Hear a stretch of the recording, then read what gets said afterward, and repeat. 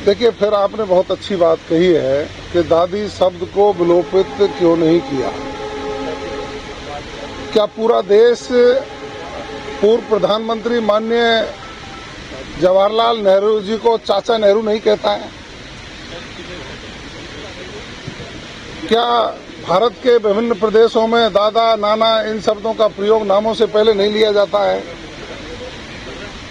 क्या दादी शब्द असंसदीय है?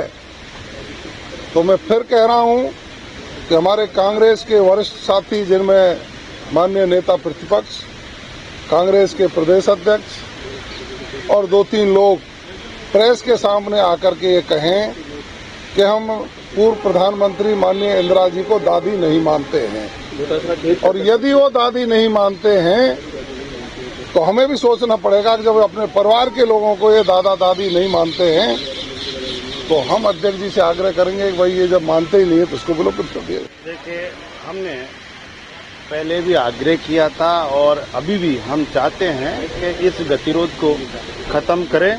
जिस तरह से हमारे माननीय अध्यक्ष जी के आंसू भरे आंख में और गला भरा, वो इसलिए भरा कि जो विक्रमादित्य के आसन से नवाजा गया उस पद के लिए, न कि वो उनके लिए था, लेकिन वो उस पद की गरिमा आगे भी आने वाली पीढ़ी में इस तरह का नहीं हो कि उस आसन के प्रति असंसदीय भाषा का कोई प्रयोग करे।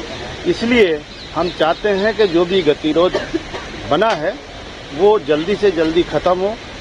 हमारे प्रदेश अध्यक्ष जी ने भी कल आग्रह किया था, हमारे यशस्वी मुख्यमंत्री जी ने भी आग्रह किया है कि जो भी आपका वादा था, जो भी आपने कहा है, उसके लिए आपको दुख प्रकट करना है और कोई इतनी बात नहीं थी। पहले भी ऐसा होता है।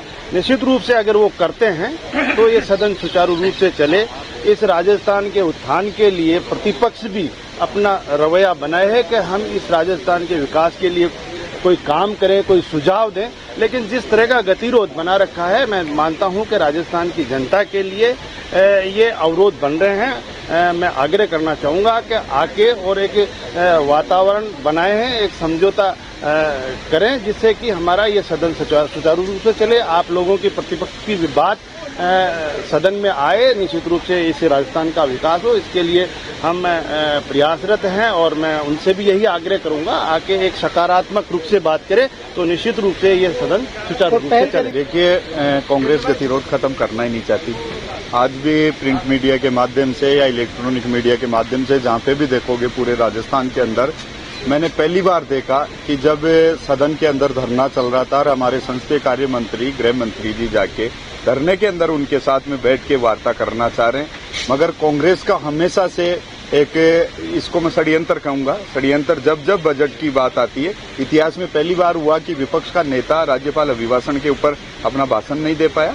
इनकी जो अंदरूनी लड़ाई है वो कहीं न कहीं खुल के बाहर आ रही है। जब राजस्थान की विधानसभा के बाहर धरना लगता है, इनके पूर्व मुख्यमंत्री जी आते हैं, घड़ियालू आंसू बहाते हैं। हमारे पार्टी के प्रदेश अध्यक्ष जी ने स्पष्ट कहा और माननीय मुख्यमंत्री जी की जो जन कल्याणकारी नीतियां है और जिससे प्रदेश आगे बढ़ रहा है, कहीं न कहीं कांग्रेस में बौखलाहट है। और आज भी जो मैं प्रिंट मीडिया के माध्यम से पढ़ पा रहा हूं, उसको देख पा रहा हूं, उसमें ये बात स्पष्ट है। उन्होंने कहा कि जो निलंबित विधायक है वो बाहर आइए और सदन के अंदर सीटों के ऊपर आके अगर विपक्ष, कांग्रेस के नेता बात करना चाहे तो हम बात करने के लिए तैयार है, ऐसी कोई बात ही नहीं है। मगर अहंकार की भाषा आज भी कांग्रेस के प्रदेश अध्यक्ष बोल रहे हैं कि मैं पहल क्यों करूं, मैं माफी क्यों मांगूं, और जो जिस बात के ऊपर अडिग हो और उस बात के ऊपर पलटूराम बन जाए। विधानसभा अध्यक्ष जी के कक्ष में जब बात हुई कि हम इन बातों के ऊपर पहले आप पहल कर दो, फिर हमारी कोई बात होगी तो हमारे मंत्री जी पहल करेंगे, आगे बढ़कर बड़ा दिल रखते हुए ये बात रखी। मगर कांग्रेस की हमेशा ये नीति रही है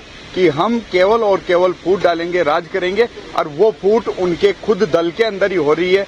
धड़े 3-3, 4-4 बटे हुए हैं, कौन से धड़े की बात माने, कौन से धड़े की बात नहीं माने। इसलिए मेरा तो इन लोगों से आग्रह है, हमारी पार्टी भी चाहती है, सरकार भी चाहती है, माननीय भजनलाल जी के नेतृत्व वाली सरकार गांव गरीब किसान की चिंता करते हुए पहला बजट शानदार दिया, दूसरा बजट शानदार दिया। कहीं न कहीं कांग्रेस इस बजट से बौखलाहट में है और वो सदन का समय खराब करके बाहर धरना देके राजस्थान की जनता के अंदर गलत मैसेज देना चाहती है।